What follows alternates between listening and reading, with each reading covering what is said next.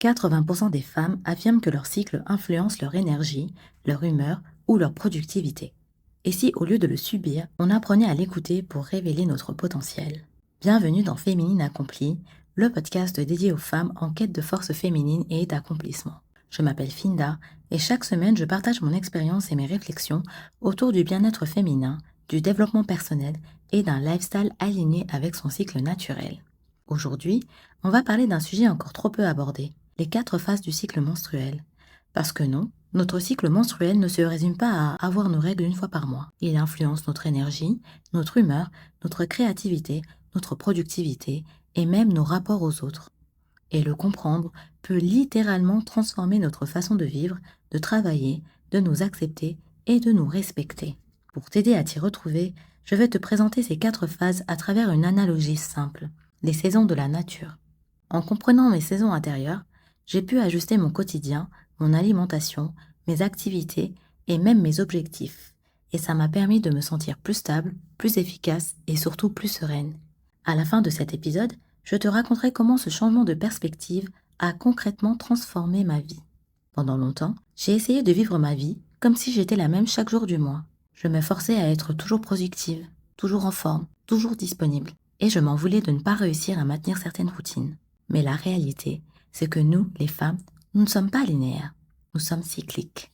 En prenant conscience de mes variations hormonales et émotionnelles, j'ai compris que je n'étais pas instable, ni inconstante, mais simplement déconnectée de mon propre rythme. J'ai appris que plutôt que de lutter contre mon corps, je pouvais choisir de vivre en harmonie avec lui. C'est ce qu'on appelle le cycle syncing. Ce terme vient du verbe anglais to sync, qui signifie synchroniser. Le cycle syncing, c'est donc synchroniser sa vie avec les différentes phases de ton cycle. Ce concept a été popularisé par Alisa Vitti, une spécialiste en santé hormonale féminine. Il désigne une méthode d'organisation du quotidien, de l'alimentation et des activités en fonction des fluctuations hormonales du cycle menstruel. Concrètement, ça veut dire adapter nos projets à notre énergie du moment, choisir des aliments qui soutiennent nos hormones, ajuster nos rythmes de travail et nos moments de repos. L'idée, ce n'est pas de tout bouleverser, mais d'écouter notre météo intérieure au lieu de faire semblant qu'il fait toujours beau. Et ce qui est magique, c'est que plus on s'aligne à notre rythme naturel, moins on gaspille d'énergie et plus on avance avec cohérence, efficacité et douceur. On entend de plus en plus parler de productivité féminine ou de leadership cyclique. Mais ce ne sont pas que des mots tendances. Ce sont des approches qui transforment notre manière de travailler, de décider, de créer et de mener notre vie. La productivité féminine, c'est quoi ? C'est une version de la productivité qui respecte les rythmes du corps féminin, contrairement au modèle classique, calqué sur un rythme linéaire et constant. Cette approche reconnaît la nature cyclique de notre énergie, de notre concentration, de notre créativité. Au lieu de chercher à être au top chaque jour, elle nous invite à reconnaître les moments où nous sommes plus stratégiques, plus créatifs, ou au contraire, où nous avons besoin de repli. Résultat, on s'épuise moins et on avance plus loin. Le leadership cyclique, c'est la même logique, mais appliquée à notre façon de prendre des décisions, de gérer des projets ou même d'accompagner les autres. Ce leadership repose sur 1. L'écoute de soi, comprendre nos phases et adapter nos priorités en conséquence. 2.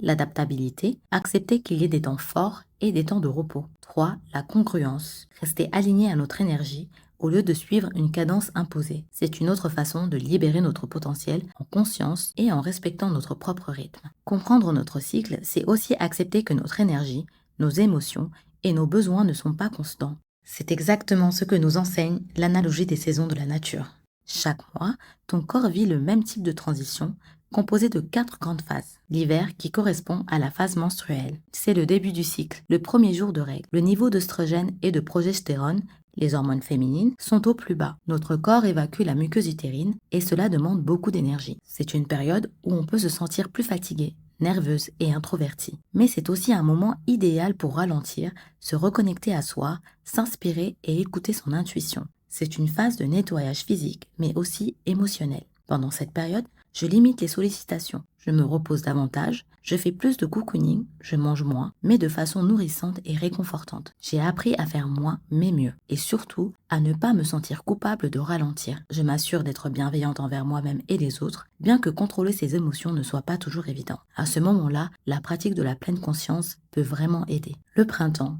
qui correspond à la phase folliculaire, la période entre les règles et l'ovulation. Après les règles, l'hormone FSH stimule la croissance des follicules dans les ovaires, ce qui augmente l'oestrogène. L'augmentation des oestrogènes favorise l'activité de la sérotonine dans le cerveau, ce qui soutient l'humeur, la motivation et le bien-être. C'est ce qui explique le regain d'énergie, la clarté mentale et la créativité caractéristiques de cette phase. Comme le printemps, la phase folliculaire est une phase de renaissance. L'énergie revient progressivement, l'humeur s'améliore, la motivation aussi. C'est le moment idéal pour démarrer de nouveaux projets, explorer, tester. Je me sens plus ouverte, créative, pleine d'enthousiasme. J'en profite pour créer du contenu, lancer des idées, planifier de nouvelles routines. Mon alimentation devient plus légère, plus crue et plus colorée. L'été, qui correspond à la phase ovulaire, c'est le pic hormonal. Le pic d'œstrogène déclenche la libération de l'hormone LH qui provoque l'ovulation. En parallèle, les œstrogènes stimulent aussi la dopamine et l'ocytocine, deux neurotransmetteurs liés à la confiance, au plaisir et à la connexion sociale. C'est à ce moment que l'ovule est libéré et qu'on se sent souvent plus sociable, charismatique et rayonnante. Comme l'été, c'est la phase de rayonnement social.